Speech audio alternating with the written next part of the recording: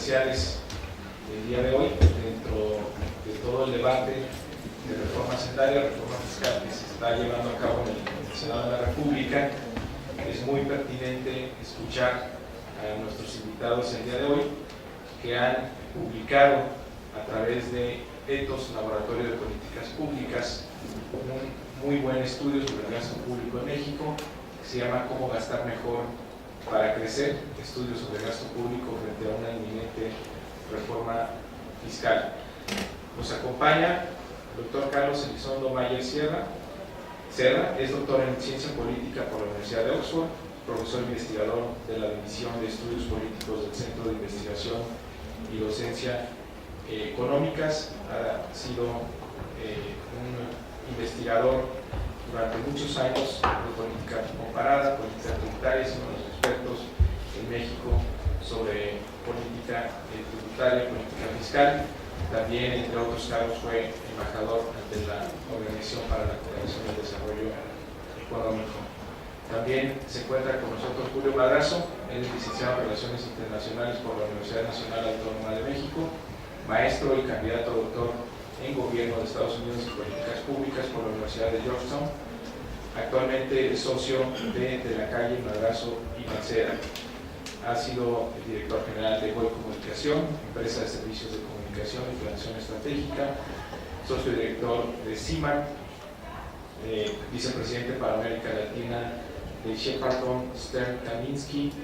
Ha sido también asesor especial del secretario general de la Organización de Estados Americanos. También está con nosotros José Luis Chicoma, él es licenciado en Economía por la Universidad del Pacífico y maestro en Políticas Públicas por la Universidad de Harvard. Fue viceministro de Pequeñas y Medianas Empresas e Industrias del Ministerio de la Producción en Perú, director de Exportaciones de Perú, asesor ministerial en temas de competitividad y reformas económicas, asesor en el Consejo Nacional de la Competitividad de Perú, entre otros. Ha sido también consultor del Banco Interamericano de Desarrollo. Pues les damos la bienvenida a los tres y con mucho interés de que en medio de este debate, medio esquizofrénico diría yo, por ver de dónde obtenemos más recursos, a quién, a qué sectores grabamos para que el gobierno tenga más ingresos, pues preguntarnos ¿y cómo le hacemos para gastarlo? Así que, pues bienvenidos. ¿Quién empieza? Muchas gracias. Sí, empiezo. Gracias, senador Mario Delgado. Muchas gracias por habernos invitado a presentar este documento. Muy importante para nosotros estar acá en el Senado, donde los que están tomando las decisiones más importantes del futuro de México están por acá. Y agradezco, como siempre, la colaboración del doctor Carlos Elizondo Mayer Serra, que nos ayudó con la realización de este estudio, y del doctor Julio Madrazo de CMM, que también fue un colaborador muy cercano en este estudio.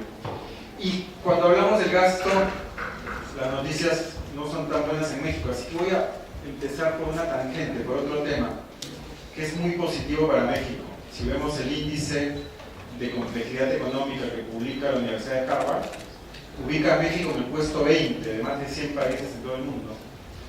Primero en América Latina, en este índice de complejidad económica, y primero si lo comparamos con las economías BRICS, con Brasil, con Rusia, con India, con China, con Sudáfrica. ¿Qué nos indica este índice? ¿Qué tan cerca está la economía mexicana de producir bienes complejos, con valor agregado, que generen más riqueza para el país? ¿Qué tan cerca está de producir computadoras, electrónicos, autos, tecnología aeroespacial? ¿Y qué tan lejos, en todo caso, está de producir productos más simples como papas, ¿no? Entonces, este índice nos dice que México está muy bien posicionado. Tiene la complejidad económica necesaria para crecer muchísimo en el futuro, ¿no? Acá hay un estimado de que México, con este puesto 20, tiene mucho potencial de crecimiento de su PIB en el futuro. Y esa es una noticia muy buena. Ahora, ya entrando a las malas noticias, si no se soluciona el tema de las instituciones, de la calidad de las instituciones, de la calidad del gasto, este potencial que tiene México con el puesto 20 en todo el mundo no se va a realizar, ¿no? Y hay muchos temas, ahí saludamos mucho, después vamos a comentar seguro, pero saludamos mucho la iniciativa de austeridad del senador Mario Delgado, porque es uno de los temas importantes que nosotros resaltamos en nuestro estudio, ¿no? Y hay otros temas muy importantes: en qué se va a gastar el déficit, el gasto corriente, el gasto de inversión. Se va a crear una comisión anticorrupción que atendería uno de los principales problemas de México, que es la corrupción, la desviación del gasto, el mal uso del gasto. Este estudio da algunas luces sobre cómo podemos mejorar esa calidad de gasto para crecer, para realizar todo el potencial de México, porque la verdad, y ya lo hemos dicho antes, se quiere aspirar como sociedad a beneficios sociales de países escandinavos, lo cual está muy bueno, pero tenemos la calidad de gasto de país africano.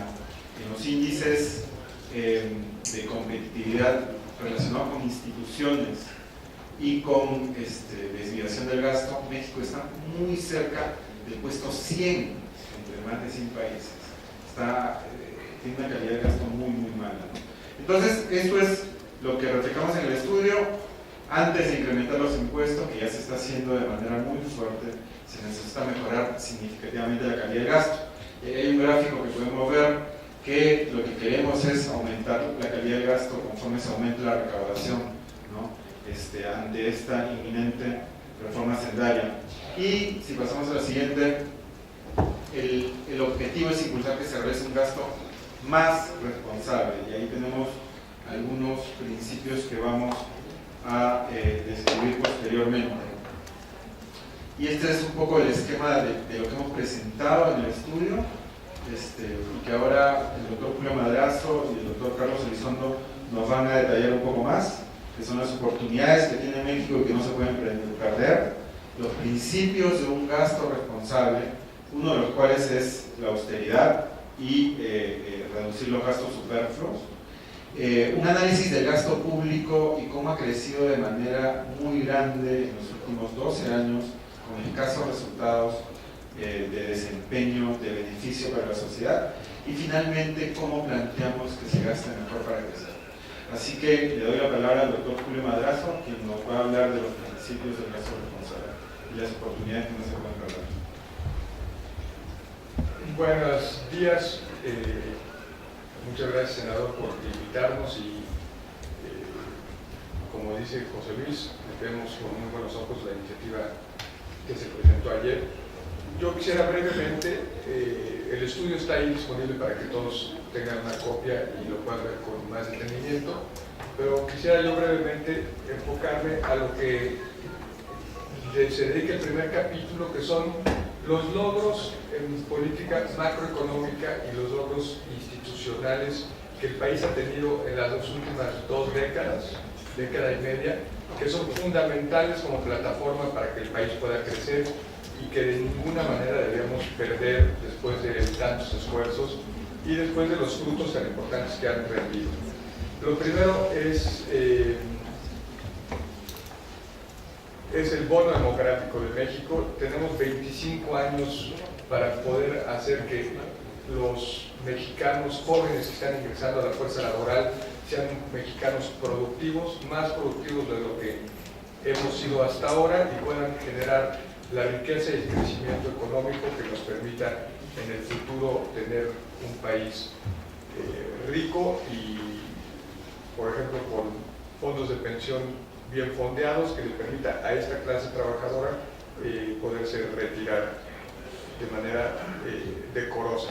También, en términos de oportunidades, está sucediendo en Estados Unidos una revolución energética.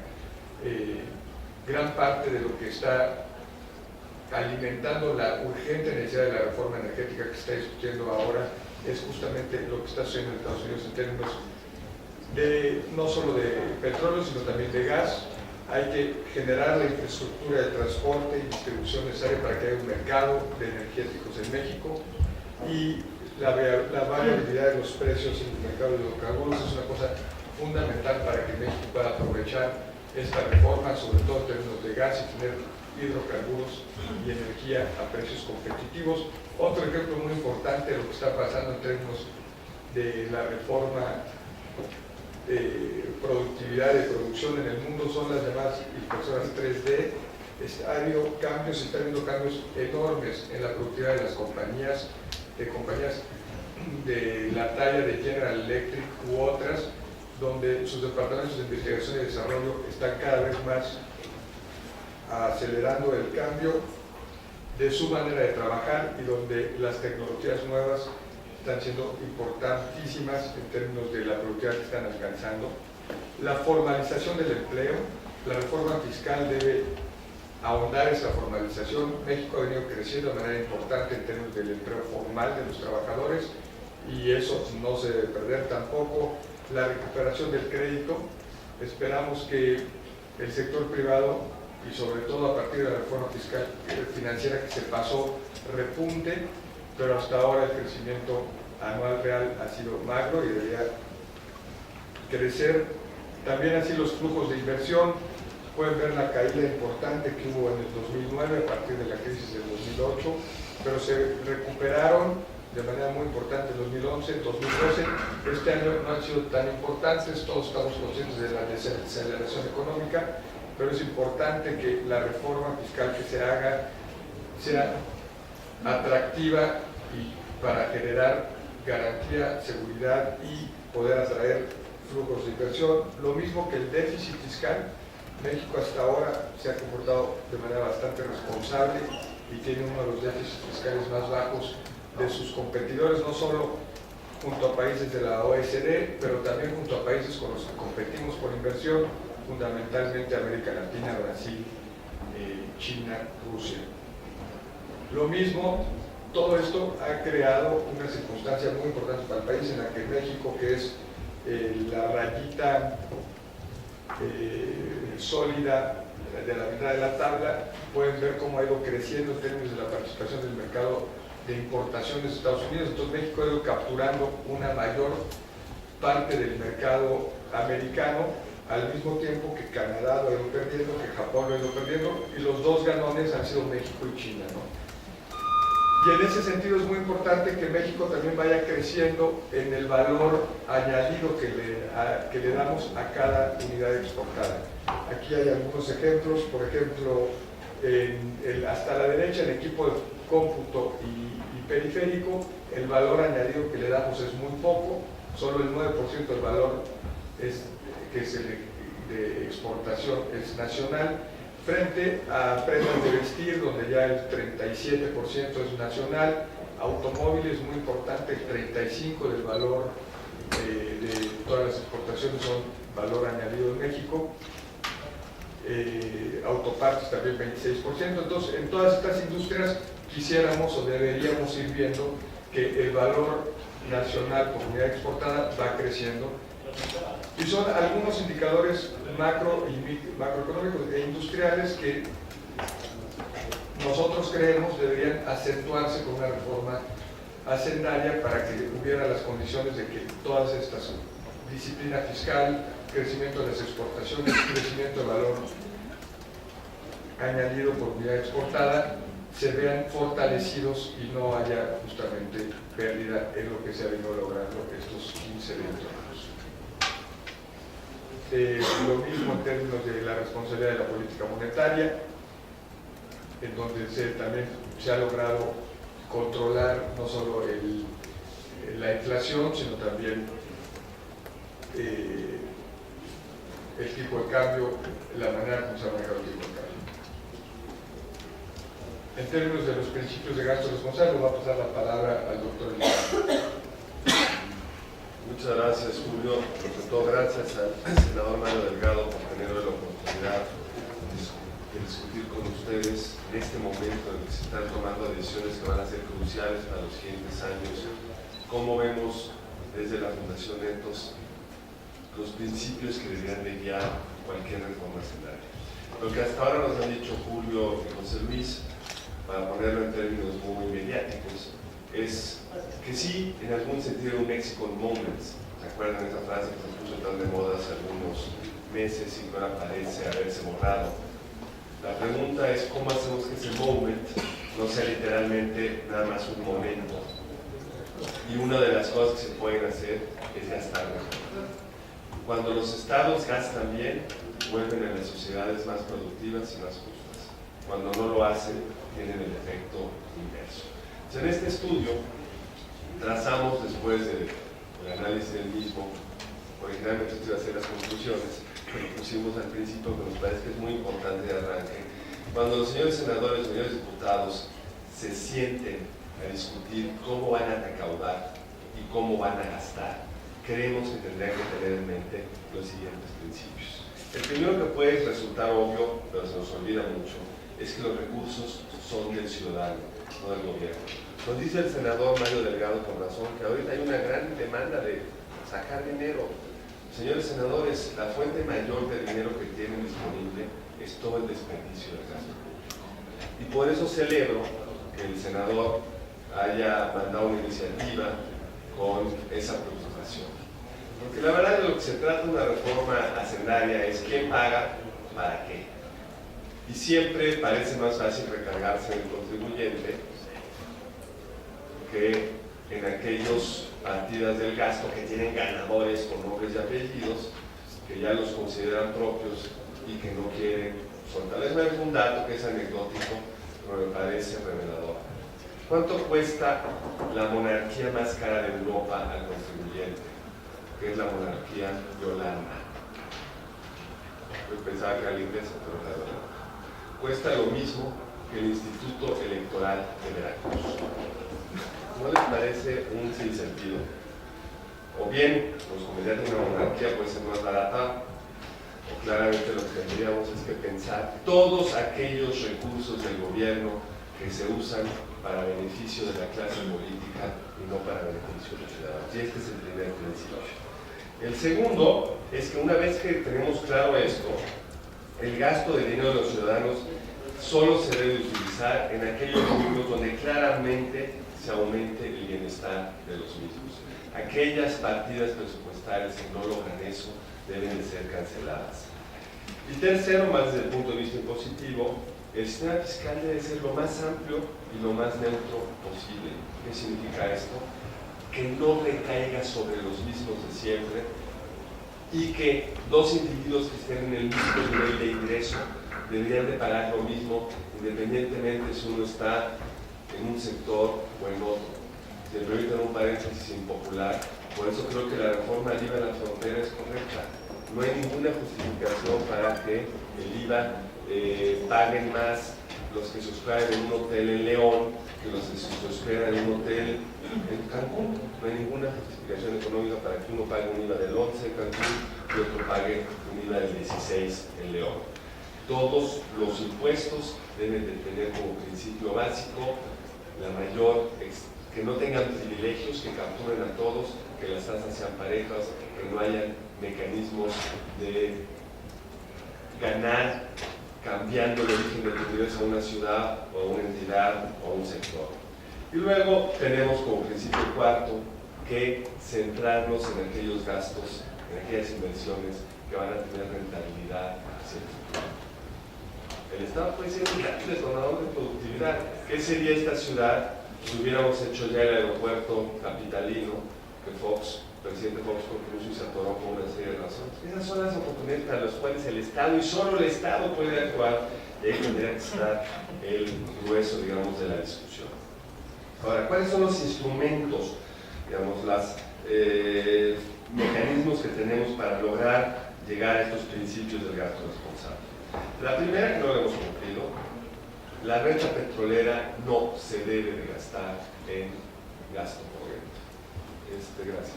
La renta petrolera no se debe de gastar en gasto corriente. La renta petrolera es un activo que tenemos allá abajo, no es de Pemex, es de los mexicanos. Si sacamos ese activo, lo deberíamos de transformar en otros activos productivos, no en financiar gasto corriente, no en financiar obras suntuarias, sino en obras, en inversión que le vayan a dar a nuestros hijos y nietos una mayor capacidad y potencial de desarrollo. Tenemos que reducir los gastos irresponsables del gobierno. Ahí la iniciativa del senador Delgado es muy clara. Difiero de un par de cosas y las voy a decir, sobre todo una. Esto no pasa por quitarle ingresos a los funcionarios de mayor nivel de responsabilidad. No están a nivel federal ya bien pagados. se han ido deteriorando sus ingresos. Si los castigamos más, vamos a castigar la calidad de los funcionarios. Lo que necesitamos es un número menor de funcionarios bien pagados y haciendo su trabajo, y donde esté el costo mayor del gobierno, y es bien impopular decirlo, es en la nómina general, no en la de los altos funcionarios, porque ganan más que los bajos, pues son un pequeño porcentaje. Y hay una gran cantidad de gente que no hace nada, o que hace poco, que podría ser transferida y no se transfiere. Si uno se fija en criterios generales de política económica, lo que el gobierno pretendía, el presupuesto original, recaudar ingresos tributarios no petroleros, casi todo se iba en los gastos adicionales que tendrá que enfrentar el gobierno por las pensiones de burócratas y servidores públicos que no están debidamente reservadas. Debemos de fortalecer el federalismo fiscal, pero no con la lógica que se está haciendo, que es centralicemos el gasto y mantengamos centralizados los ingresos. Lo que necesita es descentralizar el ingreso y que los gobernadores se hagan cargo de que si con eso quieren hacer institutos electorales y que los ciudadanos protesten más desde las distintas entidades. Necesitamos mejorar la clasificación de las distintas partidas presupuestarias. Es increíble lo opaco que es. De los principales problemas que tuvimos en este estudio fue poder determinar cuánto gasta el gobierno de la República en choferes para los servidores públicos. Es un dato muy interesante, no lo pudimos sacar, no existe, no hay la transferencia adecuada. Tenemos que movernos para implementar subastas en reversa y otros mecanismos que abaratan las compras del sector público.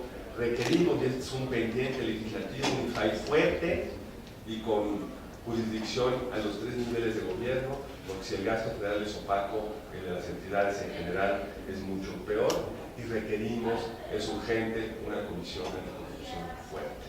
Fue una de las primeras medidas que trató de impulsar el presidente electo, todavía está atorada en esta Cámara, no ha salido, ya le quieren dar más dinero al gobierno. ¿Cómo está? El noveno, el octavo, necesitamos revisar los privilegios de los trabajadores del sector público. Un trabajador del sector público gana más que su equivalente en formación en un trabajador del sector privado. Necesitamos generar incentivos a la formalidad. Esta reforma fiscal no lo hace, porque carga otra vez más en los formales. Necesitamos combinar tasas generales en vez de andar haciendo privilegios por todos lados. Fomentar mecanismos de soluciones públicas privadas que el gobierno de la ciudad, cuando Mario Delgado era secretario de Finanzas, nos permitió tener alguna de las obras que ahora gozamos, con cuidado y con responsabilidad, por supuesto. Utilizar más transferencias directas y menos programitas de todos colores y sabores que consumen una gran cantidad de burocracias. Incorporar en la medida de lo que se puede los componentes productivos, es decir, incentivos para que la gente sea productiva en los programas sociales. Déjenme darles muy rápidamente un vistazo de dónde partimos en términos del gasto público, porque siempre que se habla del gasto, creemos que lo que le falta al dinero es gobierno, y lo que podemos ver es que el gobierno hoy está gastando mucho más que antes. Este es un cuadro de cuánto gasta todo el sector público como porcentaje de la riqueza que genera cada año el gobierno. Veníamos de niveles muy altos en los 80s, porque buena parte de eso se pagaba, era el pago de la deuda, de los intereses que incorporaban un componente inflacionario muy alto. Cuando lo estabilizamos en principios de los 90, el gobierno mexicano gastaba 19 puntos del PIB, 19 centavos de cada peso que se genera en la economía mexicana. Hoy estamos gastando 25. Y yo les pregunto a ustedes, ¿se nota en mejores servicios y bienes públicos? Si lo vemos como cantidad de dinero, esta es la trayectoria que ha tenido el gasto público en los últimos 12 años, de tener a precios constantes un gasto de 2.000 billones mexicanos. Ahora tenemos 4 billones mexicanos, más o menos, se ha prácticamente duplicado. Y tenemos algunas partidas que han crecido de forma espeluznante. No es una palabra muy técnica, pero es muy precisa. En seguridad pública ha pasado de 9.000 millones a 40.000, y no por ello tenemos mejor seguridad. Quizá hay que gastar mucho más, porque si uno compara lo que gasta México en seguridad pública con otros países de América Latina, gastamos poco, pero hay que gastarla bien. En la discusión presupuestal siempre está esta cosa: necesitamos más dinero para, se les da y luego no genera lo que se había prometido. Pemex pidió recursos para desarrollar Chicontepec, se le dieron los recursos, pues está discutiendo ya el secretario de Energía, el director de Pemex, la necesidad de una reforma, ¿sí? Porque se le dieron los recursos a Pemex y Chicontepec, que debería estar produciendo para mediados de este sexenio 700,000 barriles, de acuerdo a las proyecciones de la Secretaría de Energía del 2007, está hoy produciendo 50,000. Y no hay forma que llegue a los 700,000. El dinero se dio, los resultados no estuvieron. Entonces, aquí están algunas de las gráficas de cómo ha evolucionado el gasto en seguridad pública, el gasto en salud, importantísimo el seguro popular, pero tiene que llegarle a los mexicanos. El gasto en desarrollo social no ha hecho más que crecer. Se dice que esta va a ser una reforma fiscal que va a generar un país más justo.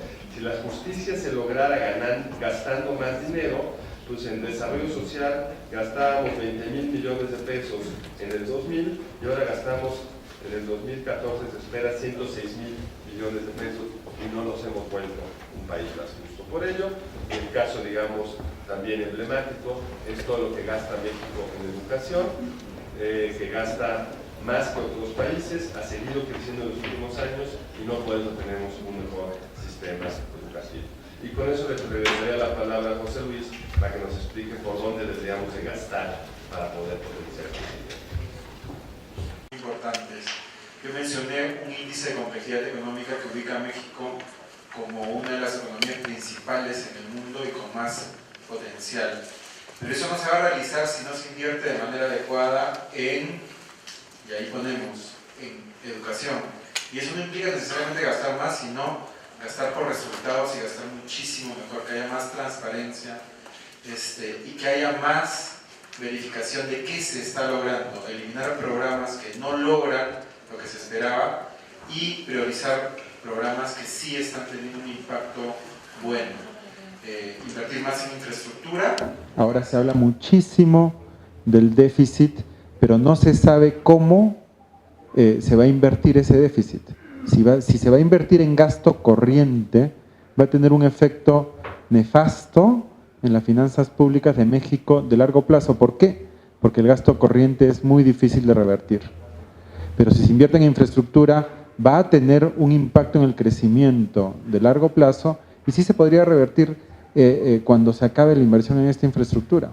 Entonces es un punto muy importante cuando se habla del déficit de la reforma hacendaria. Y en innovación, a pesar de que México tiene una complejidad económica muy grande, sus índices de innovación también son muy mediocres si los comparamos con otros países. Y ahí proponemos también algunas inversiones específicas en aquellos sectores que tienen un potencial de crecer muchísimo, como aeroespacial, automotriz, turismo, agroindustrial, telecomunicaciones y TICs, que van a hacer que en el futuro México tenga más ingresos y dependa mucho menos del petróleo. Y eso es lo que estamos enfatizando en nuestra industria de exportación de mayor valor agregado, identificar cuellos de botella que se pueden aprovechar para el crecimiento con desarrollo, incorporar valor agregado nacional por unidad exportadora a través de la reforma energética, revolución logística y una nueva política industrial, y eso no se ha enfatizado tanto. Y de hecho, cuando se habla de reforma hacendaria se habla muchísimo de impuestos y no se habla mucho de cómo se va a efectuar este gasto para que detone el crecimiento a largo plazo, ¿no? Y estos son los rubros generales que proponemos para tener un México conectado, mejor infraestructura física con carreteras, industria ferroviaria, telecomunicaciones, transporte, carga aérea, energía, etcétera. Y tener un México con excelencia, con buenos recursos humanos, entonces potenciar muchísimo los recursos humanos a través de mejoras en educación e innovación, que ya mencioné, pero también salud y pensiones. México puede tener la siguiente Steve Jobs, según dice la revista Wired, y que ha salido en todos los medios durante este fin de semana, pero lastimosamente puede ser un error estadístico, algo que ha surgido ahí porque el sistema educativo no lo está impulsando para nada. No le está impulsando a ella para nada, de hecho. Ahora sí, ¿no? Después de que salió la noticia, todos los políticos se han presentado en su puerta a ofrecerle más becas de las que puede aprovechar. Pero antes le habían quitado becas, de hecho. Y bueno, esta es nuestra conclusión: invertir más en educación, ciencia, tecnología, telecomunicaciones, salud, energía, seguridad, desarrollo social. En el documento planteamos, que lo pueden recoger al final de la reunión, planteamos muchas cosas más específicas sobre cómo hacer esta inversión. Y la reflexión principal es: hay que mejorar muchísimo la calidad del gasto, ¿no? Y gran parte de esto tiene que ver con este plan de austeridad que presenta el senador Mario Delgado, con el cual también tenemos muchos puntos de encuentro, aunque también un par, como el doctor Carlos Elizondo ha mencionado, un par de diferencias. Pero también eso no es suficiente, se tiene que enfatizar muchísimo más esto que mencionamos, los presupuestos por resultados. Hay avances al respecto en los últimos años, pero todavía se continúa con el presupuesto inercial, el que toma como dado el programa del año pasado en el presupuesto del actual, así no muestre los resultados que se esperaban de él. Entonces se tiene que romper muchísimo esa inercialidad en el gasto y otro conjunto de propuestas que mejoren, como nosotros hemos dicho, la calidad del gasto de largo plazo. Muchísimas gracias, senador Mario Delgado, por invitarnos. Ha sido un placer estar acá. Senador, si me permite, nada más quisiera señalar una cosa más que por eficiencia de tiempo en la presentación no pusimos, pero cuando recojan el documento y yendo, nada más ahondando en el espíritu de la iniciativa que se presentó el día de ayer, en la página 60 van a poder ver un cuadro que presentamos de anomalías o crecimiento excesivo, de lo que digamos, en las cuentas dependencia por dependencia se pone como otros servicios o otros gastos sin que tenga más explicación al respecto. Esta Cámara, para el año 2012, tenía como otros servicios en ese rubro el 28% de su presupuesto, que fueron un poco más de 1,000 millones de pesos. Ese 28%. Pero cuando vemos cómo cambió del 2001 al 2012, por ejemplo, en la Secretaría de Relaciones Exteriores, en el 2000, otros servicios era el 12% del gasto de la Cancillería y eran 329 millones de pesos. No es una cifra nada despreciable. Pero en el 2012 fueron el 24% de los gastos de la Secretaría y ya fueron 1,435 millones de pesos en otros servicios. Lo mismo pasa en economía, por ejemplo, en economía eran el 1%, 23 millones de pesos en el 2000 y para el 2012 eran el 7%, casi 800 millones de pesos.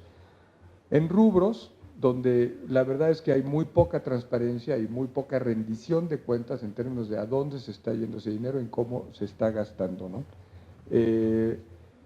La más grande es la Marina, suponemos que tiene que ver con gastos, se llama remuneraciones adicionales y especiales, seguramente son bonos de desempeño a quienes están defendiendo o haciendo la lucha contra el crimen organizado, pero son 30,000 millones de pesos, el 50% de su presupuesto está en remuneraciones adicionales y especiales sin que se especifique, repito, dónde se está ejerciendo y cómo se está ejerciendo esa cantidad enorme de recursos. Son algunas de las cosas que también se puntualizan en términos de anomalías y de gasto público y de las enormes oportunidades que hay para justamente poder reducir en una iniciativa de austeridad como la que presenta el senador, una suma importante de dinero de lo que hoy se ejerce de manera poco transparente y con casi nula rendición de cuentas, ¿no?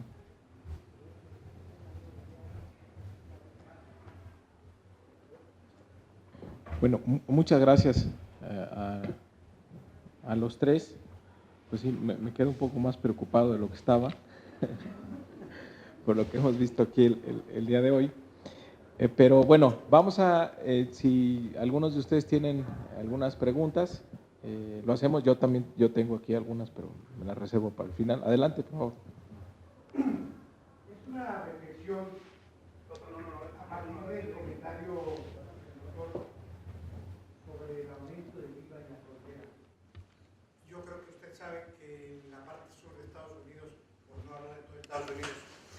impuesto al IVA, que no se llama así, es del 8.25%.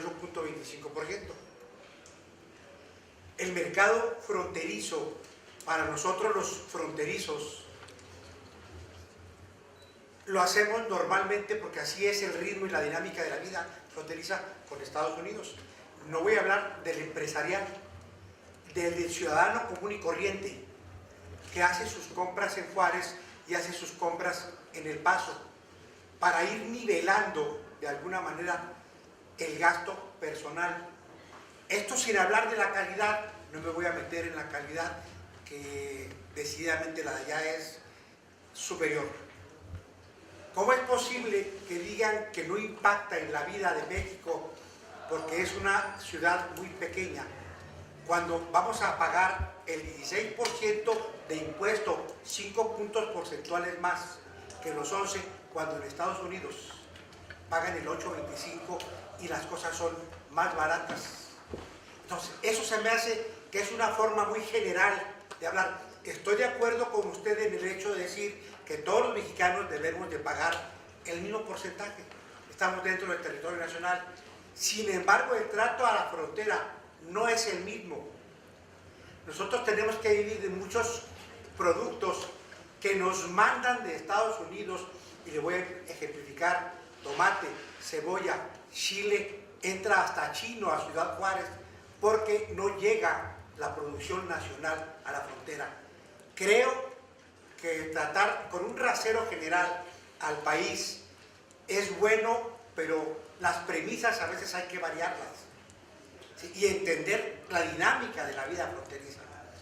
No sé si fue comentario o reflexión, pero creo que mi postura como fronterizo deja muy clara la posición, no mía, de mucha gente en Ciudad Juárez. Gracias. Estoy de acuerdo y conozco bien la situación de la frontera, porque mi familia es del norte y tengo muchos primos que viven en Reynosa, otros en Matamoros. Entonces conozco bien lo que me está usted diciendo. Mi punto no es que no vaya a costarle a los de la frontera, todo impuesto cuesta. Nos cuesta a los de la Ciudad de México pagar el 16, estaríamos más felices al 11, por supuesto. Mi único argumento es que tenemos que tener un trato parejo. Si necesitamos, si nos parece mucho 16 parejo, bajémoslo a 11 parejo y recortemos el gasto, yo no tengo problemas. O bajémoslo a 5 parejo y recortemos el gasto, yo no tengo problemas. Mi único punto es que no entiendo por qué un señor que consume un servicio de hotelería en León tiene que pagar el 16%, y si lo consume en Ciudad Juárez o en Cancún tiene que pagar el 11%. Pero además me parece que si uno revisa, y ha habido algunos estudios bien interesantes al respecto, ¿cuánto vale un auto en una distribuidora en Reynosa? Lo mismo que la Ciudad de México. ¿Quién se está quedando con ese diferencial del IVA? El que vende el auto. O sea, hay una parte de este diferencial que siempre pasa cuando pones tasas diferenciadas, no llega al consumidor, se la queda el que hace la venta. Entonces, ¿va a tener un costo? Claro que va a tener un costo. Sí, los impuestos cuestan. Ahora bien, la mitad de la canasta que consume un mexicano tiene IVA cero o está exenta, a pesar de las reformas recientes. Entonces, el impacto sería solo por la mitad de la canasta. Tomate, todas las medicinas, productos alimenticios, pues no van a verse afectados porque el IVA es cero. Y en muchos de los productos donde se va a ver afectado, como es el caso de las automotrices, pues casi en todos los casos son precios nacionales que no se los repercuten a ustedes los de la frontera, se los queda el comerciante. Entonces tiene costos, sí, pero me parece mucho más justo un IVA parejo, al nivel que decidamos tener los mexicanos, con un IVA disparejo que genera una serie de distorsiones. Pero sé que hay una diferencia, lo dije con ánimo de provocar y qué bueno que había alguien de la frontera.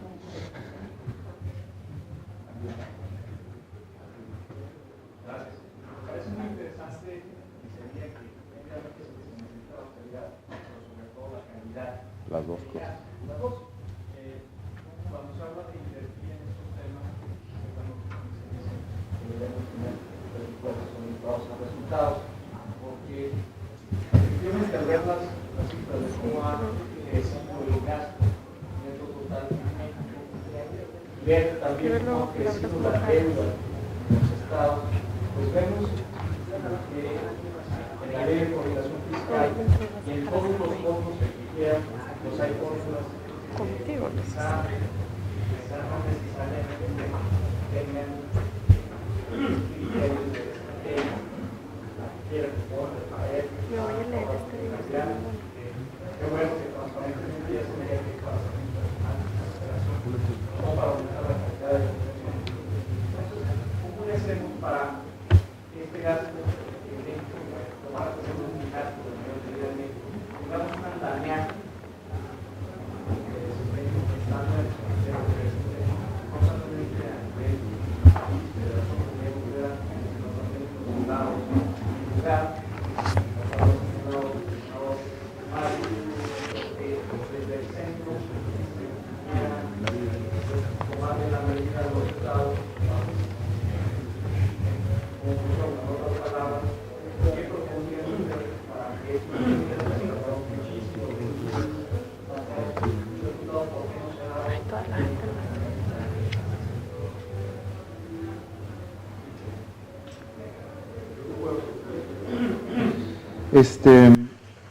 De hecho, que hay una tendencia internacional y en muchísimos países se están implementando poco a poco los presupuestos por resultados en poco más de tiempo que la última década, ¿no? Y México ha avanzado muchísimo en eso. De hecho, estamos analizando cosas que están relacionadas con resultados, pero mucho con transparencia, y el Open Budget Index del 2012 nos dice que México se ha convertido en uno de los países con mayor disponibilidad de reportes de ciertas partes del presupuesto en el mundo, ¿no? Pero la implementación de los presupuestos por resultados de una parte técnica tal vez no se ha llevado a la parte más política, y era un poco lo que yo mencionaba, ¿no? Hay mucha inercialidad en lo que se aprueba. Si el programa estaba el año pasado, lo más probable es que se apruebe el próximo año. No hay una implementación ya cuando pasa al legislativo de proponer, y la propuesta del Ejecutivo, de eliminar programas que no funcionan, ¿no? Entonces ahí es donde se tiene que identificar cuál es el cuello de botella, en qué parte es que se está promoviendo esta inercialidad. Igual hay algunos reportes que dicen que este año ha mejorado un poco. Habría que analizarlo un poco más, pero tal vez el Senado, la Cámara de Diputados tiene que enfatizar muchísimo más indicadores de desempeño y de resultados por cada uno de los programas que se están aprobando de manera mucho más detallada, ¿no? Acá, en este momento con la propuesta de reforma hacendaria tal vez había menos tiempo de analizar eso, pero debería enfatizarse muchísimo más. Mire, tiene usted toda la razón. Ahora, el Coneval, por ejemplo, una gran institución que va en el sentido correcto de generar un gasto que se pueda medir, saca estudios, nos muestra qué programas son más eficientes, llegan mejor a la gente, tienen menos costo burocrático. En las administraciones, en la administración pasada, en la Secretaría de Hacienda recortaba los presupuestos de esos programas que eran menos eficaces de acuerdo a los estudios de Coneval, y los diputados se los regresaban. ¿Por qué se los regresan? Porque detrás de todo programa hay un grupo de interés, alguien que gana, un burócrata que puede perder su trabajo, una asociación de productores que no les va a llegar el dinero, y eso es lo que hace muy difícil modificar esto. Siempre es fácil decirlo, y no quiero estar en los zapatos del senador Delgado, de cualquiera de los que hoy tienen que tomar decisiones sujetos a una serie de presiones de actores. Los medios de comunicación pueden jugar un papel muy importante subrayando aquellos rubros de gasto que ya están evaluados y los seguimos reproduciendo. Para hablar mal de los de la casa en general, hicimos la doctora Magalón y yo hicimos un estudio sobre excesos de gasto en los órganos autónomos. La Cámara de Diputados, no hicimos la del Senado, no porque me iba a invitar luego el senador Delgado a hablar acá, sino porque hicimos una de las dos cámaras. La Cámara de Diputados gasta más que casi cualquier Cámara de Diputados en el mundo. Ya lo sabemos. Yo le pregunto a los diputados por qué no lo hacen, pues porque la presión política de los ganadores de este gasto es mayor que la presión que ustedes comunicadores pueden hacer, o la sociedad en su conjunto, para que no suceda. Entonces creo que ese es el principal problema detrás de por qué es tan difícil aterrizar esto. Y luego hay mucha simulación en estos reportes que, si nos evalúan en agregado, pues salimos muy bien porque hacemos harto reporte. Pero te leí un artículo, creo que Mexicanos Primero, donde sí ya está disponible la nómina de la SEP, pero te la mandan en PDF. Encuéntrale, mi rey. ¿Dónde está el problema? Cuando hay medios electrónicos sería rapidísimo encontrarlo, pero te lo dan en PDF impreso. Entonces hay que ir contra una cultura de la simulación. Se pone la regla, cambian los comportamientos al principio, luego todos se ajustan, cumples con el índice de los reportes, pero esos reportes no dicen lo que debería decir. Una de las cosas que discutíamos y quedó en el texto al final es, habría que tener cierta información disponible en las páginas de todas las dependencias, sin que las pida el ciudadano, que sea transparente. ¿Cuántos choferes tiene esta dependencia? Las cosas básicas de uso de los recursos, sin que sea un ciudadano que lo pide y un gobierno que no te responda. Al final... Perdón, en ese sentido, lo que está diciendo ahorita el doctor Elizondo, en la SEP, a pesar de que está en PDF y agregado, en investigación científica y desarrollo tecnológico, por ejemplo, el 96% del gasto, que son un poco más de 11,000 millones de pesos, es gasto administrativo. Solo 490 millones de pesos, 4% se fue a inversiones. Y lo mismo sucedió en un programa que la SEP tiene de impulso al desarrollo de la cultura. 97% es gasto corriente y solo 3% se invirtió en la cultura. Entonces, es un gasto no orientado a los resultados, pero como dice Carlos, ¿por qué los diputados no lo borran? Ahorita vamos a pasar a egresos, ¿no? O sea, pasando ingresos, pasaremos a egresos, y en egresos es donde tendrían los diputados que decir, a ver, los 11,000 millones de pesos de investigación científica y desarrollo tecnológico, se los voy a quitar a la SEP, ¿y qué hago con esos 11,000? O sea, porque hay que invertirlos en inversión y en desarrollo tecnológico, pero ¿a través de qué mecanismo? Ahora, si el 96% se fue a gasto administrativo, son plazas, y regresamos al punto que señalaba el doctor Elizondo, ¿quién va a correr a esas personas? Pero yo me refiero más a que desde que se propone, desde que se diseña el programa, que hagamos programas tipo Facebook, donde ya sabemos que vamos a tener criterios de desarrollo. Tienes toda la razón. Ahora, déjame decir un comentario respecto a tu pregunta. Fue un comentario y luego nada más hiciste una pregunta, pero en el comentario había otra pregunta, que es la de centralismo versus descentralismo, es decir, el tema del federalismo en México. Hay una interesante corriente de centralización de muchas de las funciones que se habían descentralizado recientemente. Ya fue aprobado en la Cámara de Diputados el que la nómina del sector educativo pasará a ser una responsabilidad del gobierno federal nuevamente, lo del INE, lo del Instituto Nacional Electoral, etc. Y yo entiendo el enojo de los estados que dicen, ¿por qué nos tratan como niños chiquitos? Pues porque no se ganan su domingo, se les manda desde el centro. Pues la reforma tendría que ir por cambiar el régimen de... Déjenme daros un ejemplo. Si uno ve los datos publicados, son bien difíciles de encontrar. ¿Cuántos impuestos recauda Oaxaca? ¿Y cuántos impuestos federales se recaudan en Oaxaca? Porque en el pacto federal, yo gobierno, recaudo el IVA y luego te recaudas una parte, recaudo el ISR, te recaudo una parte. Pero todo lo que se recauda en Oaxaca de IVA y ISR, más todo lo que se recauda de los otros impuestos, no llega ni a la mitad del gasto educativo de Oaxaca. Entonces, claro, existe la CENTE y el monstruo que esto representa, porque se paga desde fuera del Estado. En Guatemala no hay una CENTE porque no se le podría pagar a un monstruo de ese tamaño. Se puede pagar porque los recursos salen del centro, uno de los impuestos del resto de las entidades, una buena parte del petróleo, de la renta petrolera. Entonces tenemos que cambiar este pacto fiscal donde se premia el mal gasto, y la solución no creo que sea centralizar todas estas funciones, sino hacer a los estados adultos, que no es que gasten el dinero que les mandamos desde el centro, sino que gasten el dinero que recaudan.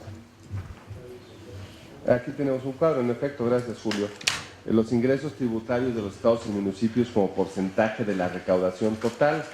En México, los estados y municipios muy soberanos recaudan en promedio, la Ciudad de México es una excepción, Mario, antes de que me salte al cuello el senador, el país recauda en su conjunto, las entidades, un 5%.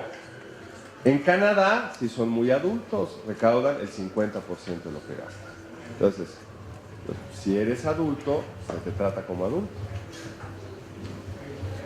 Muchas gracias, doctor. A ver, pues abusando de la conducción, yo Siempre quiero ha sido aprovechar que están aquí estos expertos para mis dudas existenciales respecto al paquete fiscal, pues consultarlas con ellos. A ver, todos los que hablamos de austeridad tenemos como muy poca credibilidad. O sea, cuando decimos, a ver, se puede recortar el gasto público que innecesario, que no es productivo, que se dedica a financiar este crecimiento del aparato burocrático, podemos tener 80, 100 mil, 200 mil millones de pesos. A Andrés Manuel quería recortar 300 mil, le decían que era una locura. Y ustedes dicen que se puede recortar el gasto de operación. Bueno, que si se ahorrara 1 de cada 10 pesos del gasto de operación, tendríamos 395 mil millones de pesos, que es más del doble que toda esta reforma fiscal esquizofrénica va a recaudar, que los nuevos impuestos generarán alrededor de 180 mil millones, y si se hiciera un esfuerzo de austeridad, ustedes plantean que podría tener hasta 395 mil millones. ¿Cómo darle credibilidad a estas cifras? Porque los dicen, no, pues a lo mejor se puede ahorrar 200 o 300 millones, pero una cifra de tal magnitud no. La estimación que nosotros hicimos con un ejercicio sobre servicios personales y gastos de operación hasta donde nos da la información, pues nosotros pusimos un rango de 120 mil a 156 mil millones de pesos en la iniciativa que se presentó ayer, obviamente mucho más conservador que lo que sugiere el Laboratorio de Políticas Públicas en el que participan. Entonces, ¿cómo darle credibilidad a estas medidas?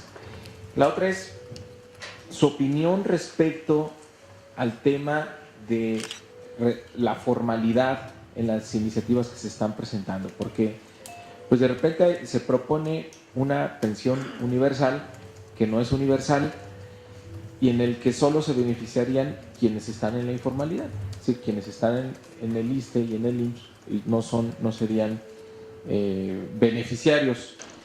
Y la inequidad es que si yo soy un trabajador formal, tengo que trabajar entre 25 y 30 años, pagar 6% de mi salario cada quincena para tener una pensión en mi retiro equivalente a un salario mínimo.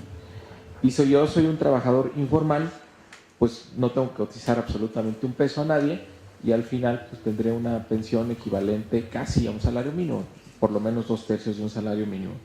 Entonces no sé qué impacto tenga esto sobre la formalidad y si no nos convendría más tratar de poner los incentivos hacia la formalidad.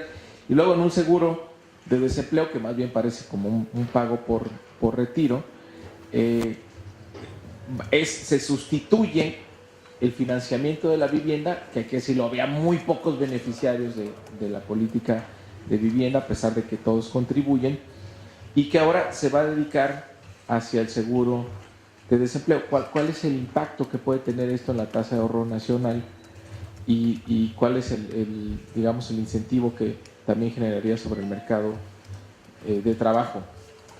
Y la otra es, si es posible imaginar un escenario donde le diéramos prioridad en el 2014 a invertir de manera muy agresiva en los sectores que ustedes están proponiendo, buscando tener un crecimiento pues a lo mejor de arriba del 4%, ¿qué impacto tendría esto en materia de recaudación? O sea, ¿qué pasaría con el ingreso del gobierno al escenario que elegimos ahora? Que estamos haciendo un gran esfuerzo por tener apenas un puntito del PIB adicional, con un riesgo de que no estamos teniendo instrumentos para que la economía se reactive, porque no hay un gran programa de obra pública. El sector privado va a tener una mayor carga fiscal, por lo tanto es previsible que se reduzcan las inversiones.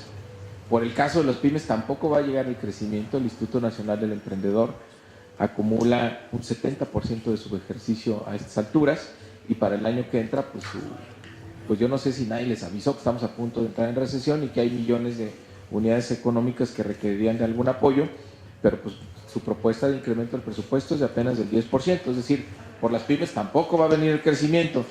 Y si vemos el consumo, ya incluso el consumo al menudeo, pues tiene su registro más bajo en los últimos 4 años, o sea que por el lado del consumo tampoco.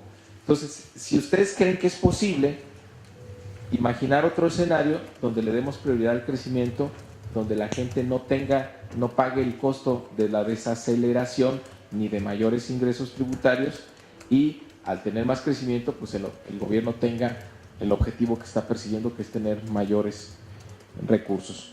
Y la última, pues nada más preguntarles una opinión, o que la podamos tener después, respecto a la regla de balance estructural. A mí me preocupa muchísimo cómo lo dejaron los diputados. Me parece que es como de a mentiritas la regla de balance estructural, porque además se da la posibilidad de que excepcionalmente y debido a condiciones económicas y sociales que priven en el país, se podrá rebasar el límite máximo del gasto corriente estructural. Entonces, pues hay muchas excepciones y realmente es una regla que tiene muy pocos dientes para asegurarnos de que sí podamos estar en el mediano plazo en un equilibrio estructural. Y por otro lado, al mismo tiempo avanza una reforma constitucional donde la definición de deuda pública pues la libera de este candado que tuvo durante tantos años, que tenía que destinarse a financiar obras que generaran ingresos, es decir, obras que tuvieran cierto beneficio. Entonces, esa combinación de una regla de balance estructural muy laxa, más una modificación de también hace ser más laxa la definición de deuda pública, me parece que puede ser un riesgo en el mediano plazo. Bueno, la mala noticia es que no somos un psicoanalista. O sea, todas estas dudas existenciales son muy buenas. Yo no estoy capacitado para responderlas bien, pero le voy a decir algunas de las cosas que me parece que son importantes y que algunas están vinculadas al estudio. Su primera duda, pues tiene razón, pero si hubiera leído mi libro Con dinero y sin dinero, en la conclusión del mismo, justo cito a Andrés Manuel López Obrador diciendo que tenía razón que se puede ahorrar más. Lo malo es que no tiene la fórmula adecuada para ahorrar. ¿Dónde está el grueso del gasto? En la nómina. Si no tenemos el valor de despedir gente, yo sé que es dificilísimo, no tengo que estar tomando esas decisiones, es muy difícil ahorrar. Los números que él daba, que se podía ahorrar así, con los puros con la capa superior de la burocracia, los números ahí sí no daban, ni yendo a bailar a chamba. La única forma de llegar a esos números es con un recorte importante en aquellos trabajadores que no son necesarios. ¿Y alguno de ustedes ha ido a una oficina pública donde no siente que sobra gente? Yo no. ¿Se han ido a alguna que siente que no sobra gente? Todas, siempre si uno siente que sobra gente. Es dificilísimo políticamente, pero por lo menos podemos ponerle un freno, podemos volverlo más flexible, poder mover a la gente que está haciendo una función a la otra. Pemex tiene miles de trabajadores, o la CFE, que no hacen nada porque su materia de trabajo se terminó. Entonces yo creo que ahí está el gran viento. La propuesta de laboratorios de políticas públicas no dice cómo, solo alertamos que hay esa potencial de ahorro. Déjenme ponerlo de otra forma. El gobierno estará gastando este año, pretendemos que gaste el año entrante 25 puntos del PIB, ¿no? La reforma fiscal da 1 punto del PIB. Con un 4% de ahorro, números muy rápidos, de lo que gaste el gobierno, no se necesitaría la reforma fiscal. No hay un 4% de desperdicio en el gobierno. A lo mejor son muy eficaces y yo soy muy despistado, pero me da la impresión que sí se puede encontrar un 4% de ahorro. Por eso me parece bien interesante su iniciativa. Ahora, el grueso de los problemas, los datos que daba el maestro Julio Madrazo de programas donde tenemos fundamentalmente personal y que los servicios, lo que se gasta en dar el servicio es mínimo, pues eso es cuando habría que pensar. Entonces yo creo que ahí hay una enorme oportunidad, porque además todos los estudios indican que en general el incremento de los impuestos es sostenible cuando hay una legitimidad respecto al gasto. Y el problema, y por eso salta todo el mundo cuando la autoridad quiere cobrar más impuestos, es que uno siente que no te llega nada a cambio. Pues la forma de que te empiece a llegar más a cambio es con mayor calidad, mayor austeridad. ¿Tiene usted razón, senador? La pensión universal no es universal e incentiva sin duda la informalidad. Estoy en desacuerdo, sin embargo, en que todos los trabajadores del sector formal ahorraron, contribuyeron de forma adecuada en su pensión. Sabemos que los trabajadores del sector público no. Si un trabajador del ESME hubiera tenido que ahorrar, como ahorraban los estados en el sector privado, para poder fondear su pensión, hubieran tenido que ahorrar más del 90% de su ingreso. Todo eso sale a cargo del contribuyente. Y ahí hay un tema también abierto, muy importante al que habría que entrarle. Sin duda el seguro del desempleo, lo que usted dijo, no tengo más que decir, está mal planteado, porque además le falta una cosa que a usted no le va a gustar, pero la única forma de tener un seguro de desempleo eficaz es quitar las rigideces al despido que hoy tenemos. No se pueden, las rigideces hay que quitarlas. Esto de que es muy difícil despedir y luego ya despedido tiene un seguro del desempleo, hay que, como los daneses, es muy fácil despedir, pero tienes un gran seguro del desempleo. Las dos cosas es la peor receta y nos va a generar peores ineficiencias y gastos mal asignados. ¿Cómo podríamos tener un gasto más agresivo para el 2014? Pues con grandes proyectos de infraestructura, un poco lo que dijo José Luis. Si la deuda adicional se fuera para grandes proyectos de infraestructura, uno, te va a generar rentabilidad hacia adelante, y dos, como dijo muy bien José Luis, por lo que he estado yo también diciendo, es bien difícil luego despedir gente. Entonces, todo el gasto corriente adicional que subes, luego quítalo.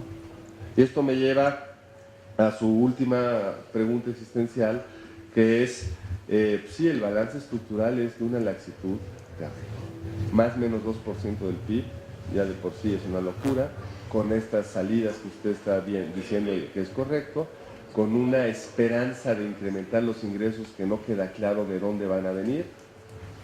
Y finalmente, pues sí, hay una medida que creo que podría estimular el crecimiento en el corto y mediano plazo, espero que el Senado la apruebe, que es una buena reforma energética, senador, pero no la que ustedes propusieron.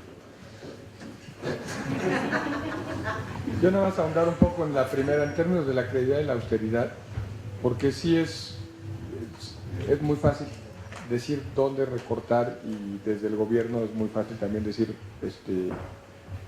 que uno está en la, no, quienes piden que recorte están en la cómoda posición de no estar gobernando, pero yo creo que la credibilidad de la austeridad se obtendría vía